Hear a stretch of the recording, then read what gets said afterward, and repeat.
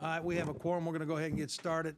Several of our members have committee meetings, so with that, we'll call the roll. Clerk, call the roll. Mr. Treadaway? Here. Mr. Stringer? Here. Mr. Jackson? Here. Mr. Bedsole? Mr. Bolton? Here. Mr. Ingram? Mr. Estes? Here. Ms. Fittler? Here. Mr. Gray? Mr. Harbison? Ms. Morris? Here. Mr. Pettis? Ms. Shaver? Mr. Starnes? Here. And Mr. Wadsworth. Quorum is present. Thank you, Teresa. Representative Jackson, if you open us in prayer, we'll get started.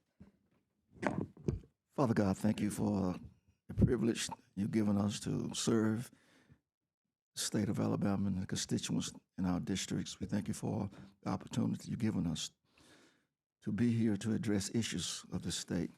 Thank you for leadership, for the chairman. We ask you to bless families that are suffering at this hour. Lord, in Gaza, right here in Alabama, in Ukraine and other nations that are at war with each other. Forgive sins, heal, and deliver and set free. We ask in Jesus' name. Amen. Amen. All right, with that, we'll get started with House Bill 56. Representative Bolton, you got the floor.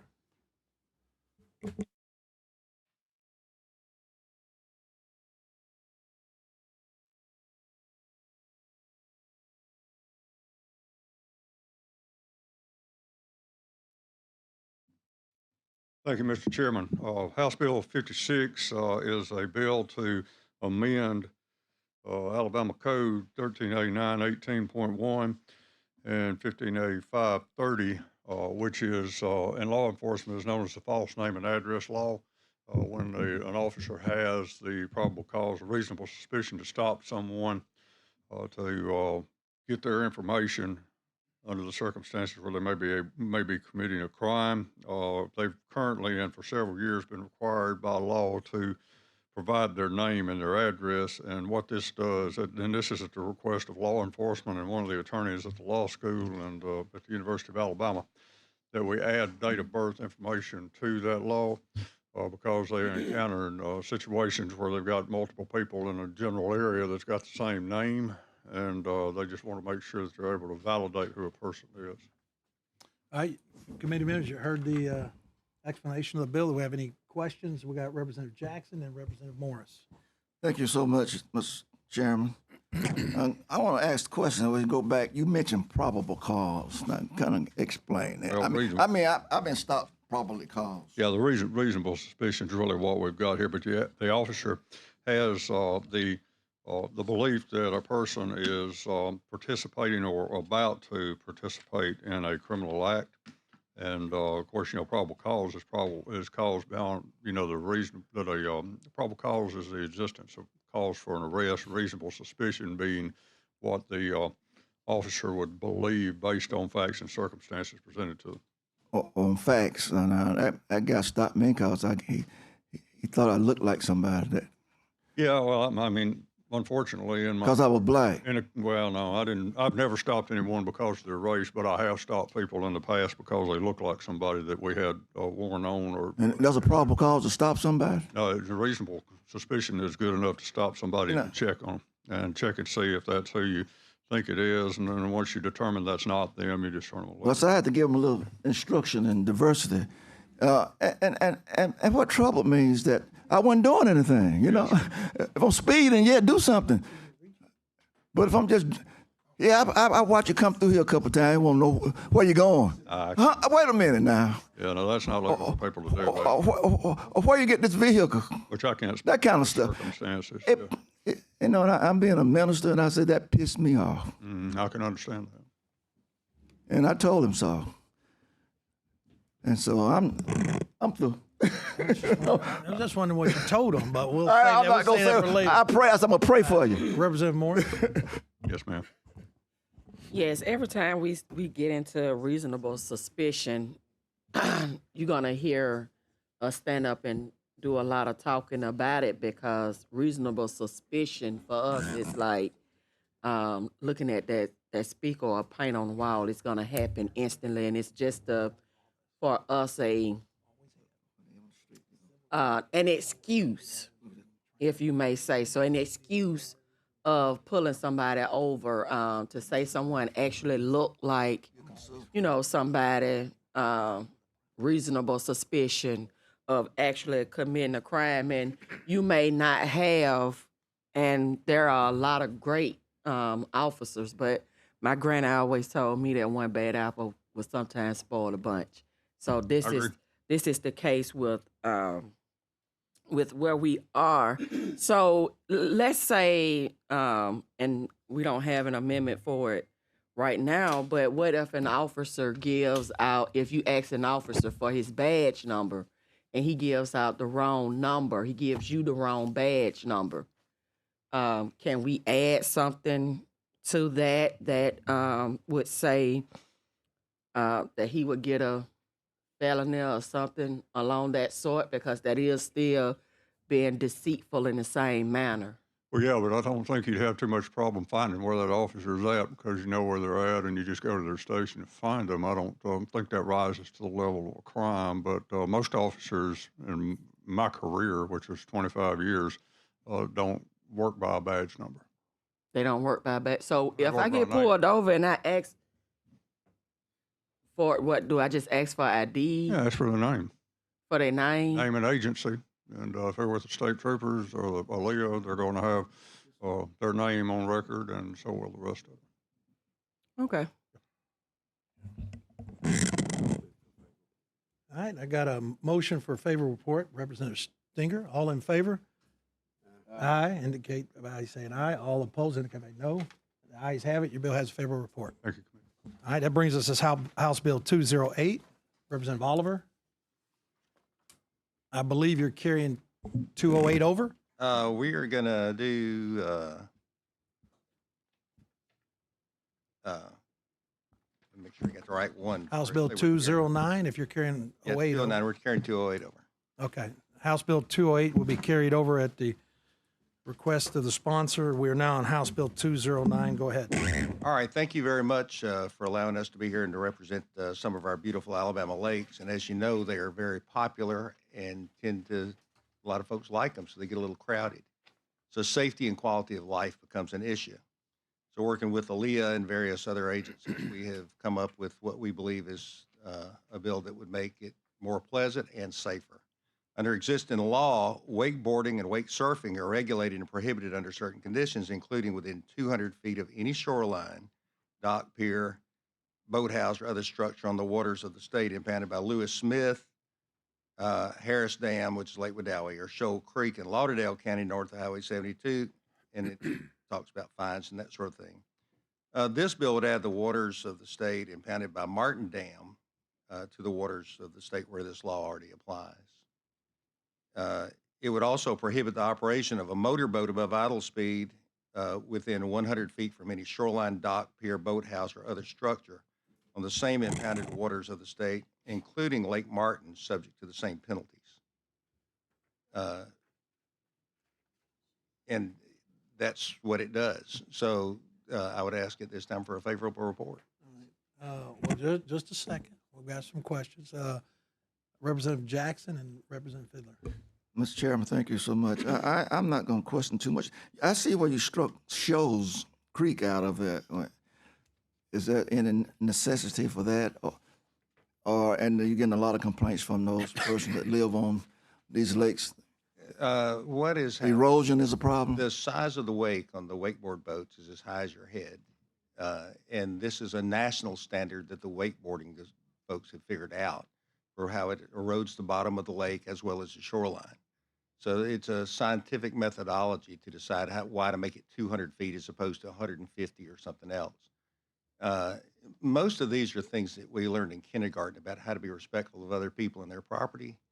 But because a lot of people are new in the boating business, and if this old saying that anybody that's got enough money can go buy a boat, well, that doesn't mean they necessarily know how to operate in a courteous and safe manner. So the reason the law is there is so the enforcement division of the Marine Police can actually can ticket folks that are out trying to wash off docks and literally be a menace on the lake. And as the lake becomes more crowded, it is an issue. I mean, I live on Lake Martin, and oh my goodness. And a lot of times people just don't know better, but we think they'll get the message pretty quick. Well, some of them have to have a little cash, and they think they can get them big yachts and they can do what they want to do.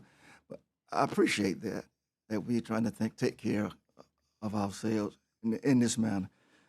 And thank you for bringing this bill. Thank you.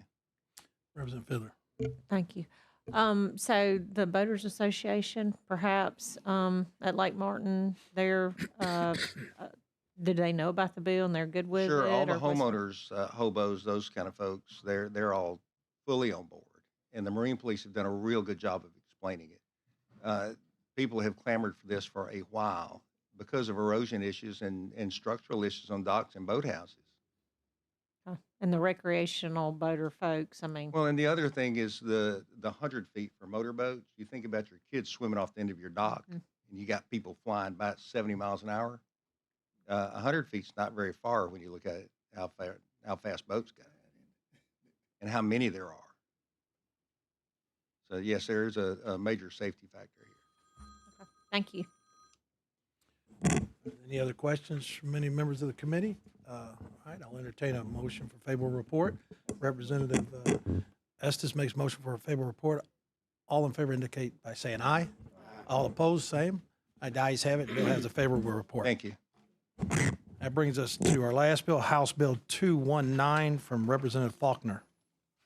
Thank you, Mr. Chairman. Members, cities and counties currently, after they impound a vehicle for not having proof of registration or insurance, they require that you show the proof that you have that now before you get your vehicle out of impoundment.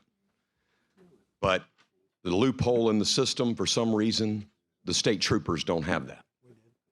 So all this bill does is require that if it's been impounded by a state trooper, that you have to show proof of insurance to get the vehicle, just like you do if a city or county officer has impounded a vehicle. This does not change the law regarding what can be impounded. It's getting a vehicle out of impoundment like cities and counties do it, but for some reason the troopers don't have that. I got a question. So yeah, for 31 years, I thought everybody had to have a registration and proof of. So if somebody on the trooper side told somebody in right now, no matter who it is, if it owned the car or not, they can actually come down and get the car out? Get the car out without showing proof of it. Right. If it was impounded for not having proof of insurance Wow. or registration, Yeah. cities and counties, you can't get it out of impoundment without showing proof of insurance. Right. I didn't know that. It's interesting. Representative Wadsworth. Has there been a problem as far as towing companies charging a lot of funds to get their cars out of impound? Tim, I don't know. I think Jefferson County has had a real major problem. Birmingham has, where they could charge anything and everything. They could charge $1,000, $1,500 to get their vehicle out.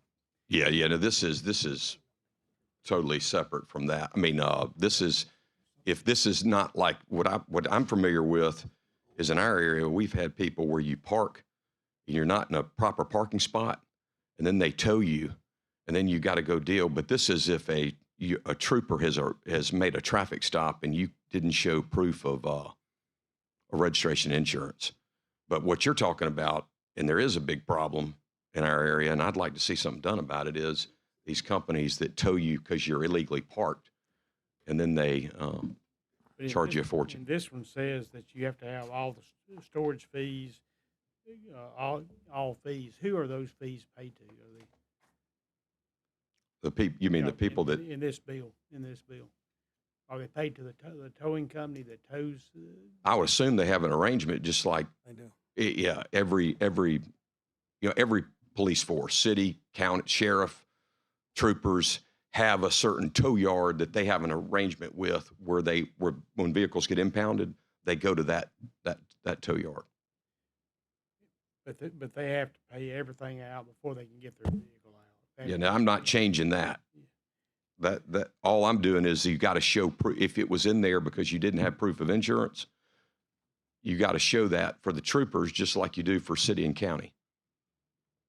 That's all this bill does. In addition to being charged with not having that, they still have to pay. They have to pay that before they can get it released on there, which then is going to turn around and increase the storage fees. Right now, there's a major problem in Jefferson County and in Birmingham where there's not a limit on what tow companies can charge. So therefore, they can charge whatever towing fee is. And then if they charge $1,500, for a tow, I actually had a vehicle towed, for they didn't have a sign out there that says put this on your dash. It's a little ticket about an inch long, and I think it cost $425 to get your vehicle out by going to eat dinner in Birmingham. And if you put all these fees in here, it's just going to increase the amount of fees that everybody has to pay, because there's not a limit. There's not a limit on here on what people have to pay for some of these storage fees. Now, I'm not and towing charges.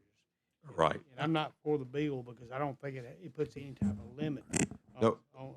It doesn't put any type of limit on what people have to pay. And right now you're in a situation in the state of Alabama where there's no limit on what tow companies can pay. Tim, so let me respectfully, this bill doesn't touch fees. Whatever fees are being paid now, this bill doesn't have anything to do with that. I'm not raising fees.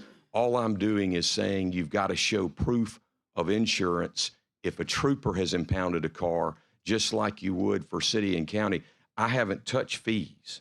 Does it not also say that are satisfied in all reasonable and customary towing, impound, and storage fees are paid? Those have to be paid first. So let me explain that. So yeah, this bill has got nothing to do with any of that. And as far as the city of Birmingham, the city council just took action, by the way, to stop a lot of that predatory towing from private folks. The state troopers have a rotating list of contracts with that have to meet a lot of specs. Same thing in Birmingham. I was over it. The contract we had with whatever record company wins that bid. So there's a minimal fee. It's not outrageous. There is a storage fee if you let the vehicle sit there. That's customary. But this bill has nothing to do with any of that. We're simply saying that you got to have insurance, right, in the state of Alabama. So that's all this bill is doing, and it doesn't touch any of those contracts. So every city has if they're large enough, I guess they have a contract with a local tow company, and that's how that works. Yeah, so right now, if you go to get a car out, you're going to pay whatever the towing fee is. This bill doesn't touch that. This is just saying that you've got to show proof of insurance like you would if your car was impounded by the police. Plus, you got to show you the rightful owner. Correct. Which is everywhere, and I didn't know that state troopers didn't do that. You would want the rightful owner getting the car out. And if my kid was using my car and he let his friend use it and it gets towed in, I don't want his friend coming to get it. I want the parents to know they're going to come down with the rightful registration to get the car. That's right. Everybody in the state of Alabama does that until your bill. I did not know that the troopers didn't do that. But I noticed this is underlined. It says all reasonable and customary towing, impound. So it does address that issue, does it not? Not just the insurance, but it addresses. And that's already in the law that they have. I know what you're saying, that it's underlined here as language, but that's already required to get the car out. It's just that they're not requiring the proof of registration and insurance on if it was impounded by a trooper. That's what my bill's doing. I mean, I think look, I'm not saying you don't have a valid point about fees, but a lot of times what ends up happening is you may have that insurance company. Maybe they don't have insurance, but it might take 3 months to get insurance. And if it takes 3 months to get insurance, they can still take the vehicle and tow it to their house without having the insurance and not use it. They can do that too. If you leave it where they have to, it may be 3 months, and the car's going to be sold. They can sell a car within 10 days. But I'm opposed to all those issues. cities and counties do require it. All right, Let me. I mean, hold on. Representative Wadsworth, you finished for a minute? All right. Representative Jackson. Thank you, Mr. Chairman. I want to go back. I think, Mr. Chairman, you kind of clarified where we was going. I was getting confused with what your bill was saying one thing, and colleagues is talking about a whole different issue. And see, I got the same issue. These people contract with these tow companies, and even in rural counties like where I represent, and they got a fee. But this is for Aaliyah, those who own traffic on the highway, right? Yes, sir. Now, what will cause them to have their vehicle towed if they'll stop?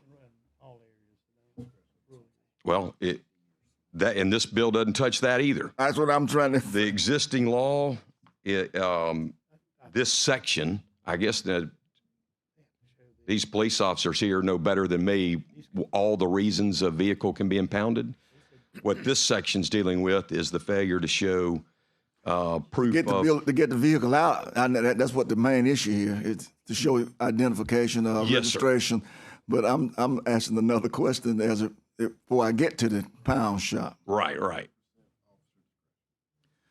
And I mean, I can read you what the existing law is here, but these police officers here on your committee would know far better than me all the reasons a vehicle can be impounded. We're being shared that it's 100% discretion of the officer. Not 100%. No. Not 100%, no. Well, yeah. Well, you can have injuries, and there's nobody there to move the car. We're going to have to move the car.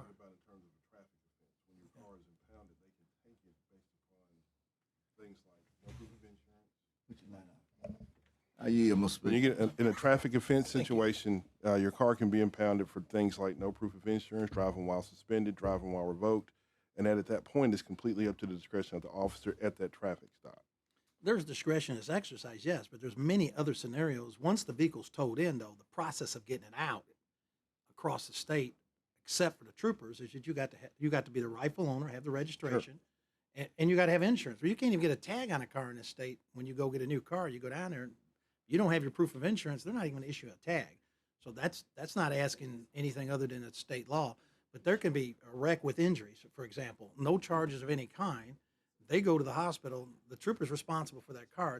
It's a safety hazard, so he tows it in. So the same process getting that car out, that there's no charges of any kind. And by the way, every department I know gives the discretion to the individual to call their own record company. On a lot of these, unless there's an arrest type situation where you're inventorying a vehicle for evidence or inventorying it incidental to an arrest or something. So there's a lot of different scenarios. All this bill does is getting in line with every department in the state of Alabama that simply says that you got to be the rightful owner, which is not asking too much, and you have to have insurance, which you shouldn't be on the road. It's the law that you can't be on the road without insurance. That's all I see on the bill. I think that's clear. It's just oftentimes when you approach a traffic stop and the person may have a legitimate excuse for not having insurance, or they didn't know their license was suspended, that may be a situation where you decide as an officer, you go get it fixed versus me saying, give me your car. Exactly. Yeah. And that happens quite often. I mean, with troopers, it happens all the time because they're there by themselves, and they're generally far out in the woods. So. Thank you.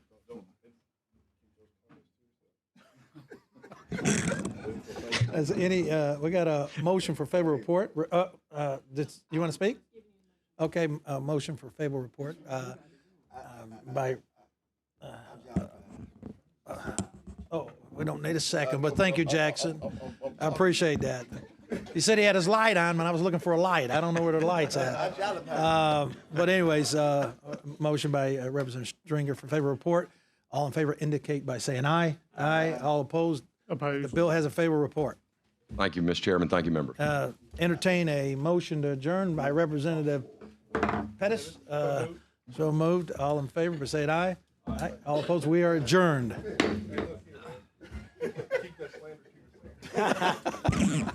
Nope.